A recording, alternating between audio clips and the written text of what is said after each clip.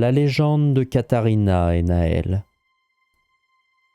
Par une douce et agréable nuit, pendant laquelle Famprion, dieu du pouvoir, continuait son combat éternel face à Tarcon, dieu de l'ombre, Tissalan se promenait dans une vaste plaine, à la surface, comme elle le faisait souvent lorsqu'elle était seule. Cette nuit-là, à la différence des autres, elle ne levait pas la tête et ne s'inquiétait pas du sort de son époux. Cette nuit, elle ne pensait qu'aux hommes, et à un homme qui l'intriguait particulièrement. Chaque nuit, en tout cas de ce qu'elle put observer quand elle passait par là, un homme descendait du village de Lordune, situé dans une contrée éloignée de ses royaumes. Il venait contempler les étoiles pendant une durée plus ou moins longue selon les jours. Cette nuit, Tissalan ne souhaitait plus accompagner cet homme dans la contemplation de la guerre éternelle, mais elle souhaitait l'accompagner dans sa soirée. Ainsi, sans un bruit, elle s'approcha, s'allongea à côté de lui et lui adressa ces mots. « Pourquoi s'attarder sur ce qui est hors d'atteinte alors que la vie est si compliquée ?» L'homme se redressa brusquement, tournant la tête vers la source du bruit. Dans l'ombre, il ne perçut qu'une silhouette féminine, étrangement sombre et lumineuse à la fois. Sans réussir à distinguer ses traits, il rétorqua. « À quoi bon ne pas profiter de quelque chose pour la simple raison que cette chose soit inaccessible ? La déesse de la vie et de la mort s'enquit. Dans ce cas, ne penses-tu pas qu'il est préférable de profiter de quelque chose qui soit à portée de main ? » Les quelques secondes que mit l'homme à formuler une réponse adéquate suffirent à Tissalan pour saisir ce qui était à portée de sa main. En effet, il est préférable de profiter de ce qui est à portée de main, répondit finalement l'homme, avant que les deux êtres ne s'enlacent pour ne faire qu'un durant de longues heures. Après s'être remis de cette fougueuse soirée, Tissalan, allongé aux côtés de cet homme, se leva et s'apprêta à partir. « Pourquoi avoir fait ça ? N'avez-vous pas un époux qui puisse satisfaire vos besoins ?» La déesse s'arrêta et esquissa un sourire. « Pas un qui puisse me satisfaire autant que vous, mon brave, » lui répondit-elle sans se retourner. « Son plus grand intérêt pour moi est mon frère, qu'il est plus que tout et contre qui il guerroie chaque nuit. Je vous remercie.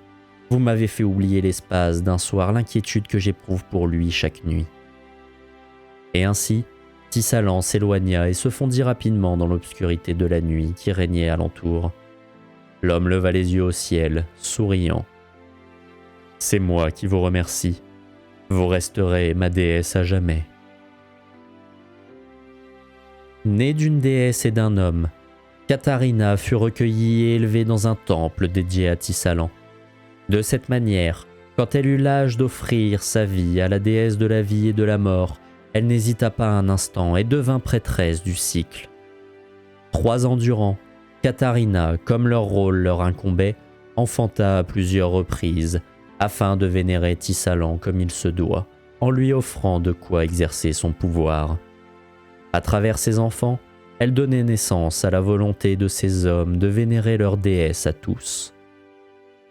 Un jour, un homme séduisant, du nom de Naël, se présenta au temple du cycle.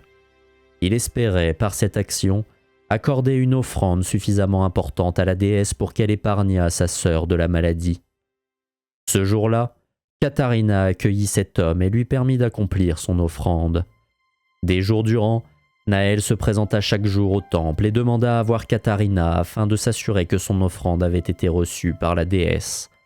Durant ces jours, Katharina refusa de servir la déesse à bon nombre de reprises en abandonnant son rôle et ne permettant pas à plusieurs hommes d'apporter leur offrande. En réalité, Serilora, déesse des sentiments, prenait de plus en plus de place dans les cœurs de Katharina et de Naël.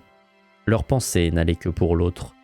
Faillissant à sa tâche, Katharina s'enfuit avec Naël par une froide nuit sombre, trahissant ainsi sa mère qui l'observait cependant d'un œil attentif. Attristé par cet événement, Tissalan se détourna de sa fille sans pour autant lui vouer un quelconque désamour. Malheureusement, depuis les nombreuses années qui s'étaient écoulées depuis la naissance de Katharina, Famprion avait appris cette tromperie. Sans n'en avoir jamais dit mot à sa dulcinée, le temps passait et attisait les flammes de sa haine envers la fille de Tissalan qui n'était pas la sienne. Patient, il attendit le bon moment pour punir Katharina et par la même occasion Tissalan pour ce qu'elle avait osé lui faire. Ainsi, sa vengeance put être mûrement réfléchie pour le malheur de Katharina. Par chance pour le dieu du pouvoir, ce moment était enfin venu. Tissalan s'était détourné de sa fille et cette dernière s'était elle-même offerte à cette vengeance.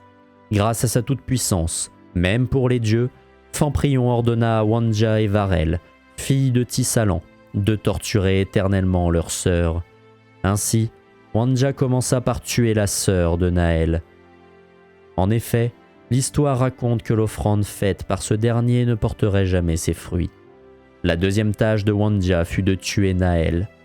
Finalement, Varel joua elle aussi son rôle dans cette vengeance. Elle accéda à la requête de Katharina et ressuscita l'homme. En contrepartie, cette dernière ne pourrait jamais avoir d'enfant de son amour.